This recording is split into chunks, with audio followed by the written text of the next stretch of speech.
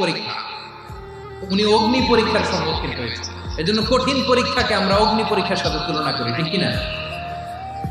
সাইয়েদনা জিবরাইল এসে বললেন, ও আল্লাহর খলিল, ওরা তো আপনার হাতও বেঁধে ফেললো, পাও বেঁধে ফেললো, নড়াচড়ার সুযোগ নাই, বলেন আমি জিবরিল ফেরেশতা আপনার জন্য কি করতে পারি?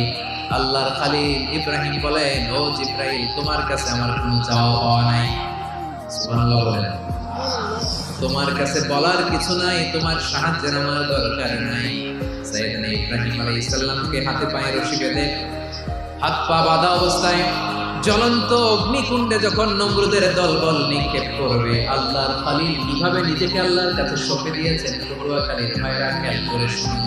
হাত পা বেঁধে আল্লাহর খলিলকে যখন নিক্ষেপ করা হবে, তিনি মুখ ফুটে বলে ফেললেন, হাসবুনাল্লাহু ওয়া নি'মাল ওয়াকিল। হাসবুনাল্লাহু ওয়া নি'মাল ওয়াকিল, আমার জন্য আল্লাহই যথেষ্ট, আমার জন্য আল্লাহই যথেষ্ট। তিনি আমার সবচেয়ে বড় গার্ডিয়ান, তিনি আমার সবচেয়ে বড় অভিভাবক। জিবরাইলের সাহায্যে রফারকে ফিরিয়ে দিলেন, দুনিয়ার বুকে কারো কাছে কিছু বলেন নাই, মুখ ফুটে বলেছেন হাসবুনাল্লাহ।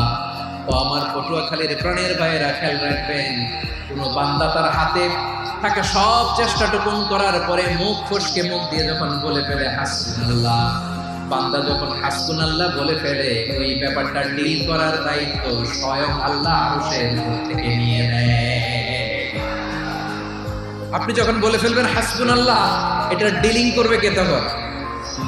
চিল্লায় বলেন না, তিনি কে? বান্দা তার সাধ্যের সবটুকু চেষ্টার পরে নতজানু হয়ে যখন বলবে হাসবুনাল্লাহ, আল্লাহ তুমি আমার জন্য যথেষ্ট, নি'মাল ওয়াকিল, তুমি আমার শ্রেষ্ঠ অভিভাবক, তখন তার কি দরকার না দরকার এটা ডিল করে স্বয়ং আল্লাহ। নিক্ষেপ করা হলো সাইয়েদনা ইব্রাহিমকে অগ্নিকুণ্ডলিতে। হাজার হাজার মানুষ এই দৃশ্য দেখার জন্য জড়ো হয়েছে এরকম বিশাল ময়দানে। কিন্তু কি অবাক করা ঘটনা, সবাই ভয় পাচ্ছিল, না জানে কি হয়ে যায়। আল্লাহর খলিলকে যখন আগুনের কুণ্ডলিতে নিক্ষেপ করা হয়, আল্লাহর খলিল ইব্রাহিম আগুনের কুণ্ডলের মধ্যে বসে বসে মানুষগুলোর দিকে তাকিয়ে হাসতে শুরু করে দেয়।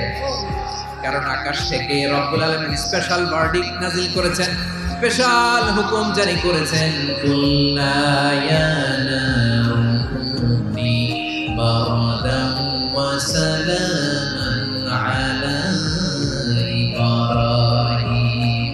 ও আগুন, খবরদার, সৃষ্টি শুরু থেকে তোকে একটা ধর্ম আমি বাতলে দিয়েছিলাম, তোর ধর্ম, আগুনের ধর্ম হলো যা পাবে জ্বালিয়ে ছারখার করবে।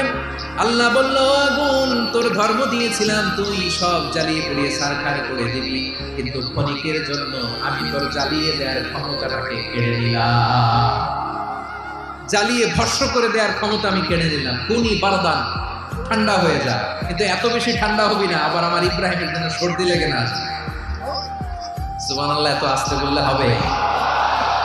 কুনি বারদান, বারদ মানে বরফ, ঠান্ডা, ঠান্ডা হ, কিন্তু এত ঠান্ডা হবি না যাতে আমার ইব্রাহিমের কষ্ট হয়। আগুন বলে, আল্লাহ একবার বললাম ঠান্ডা হ, এত ঠান্ডা হবি না যাতে খলিলের সর্দি না লাগে। কেমন ঠান্ডা হব, কেমন এনভায়রনমেন্ট তৈরি করে দেব বলো?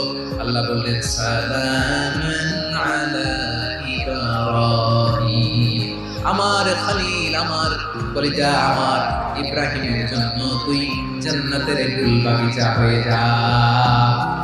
ও ভাই, নবী মুসার মতো ঈমান হলে রাস্তা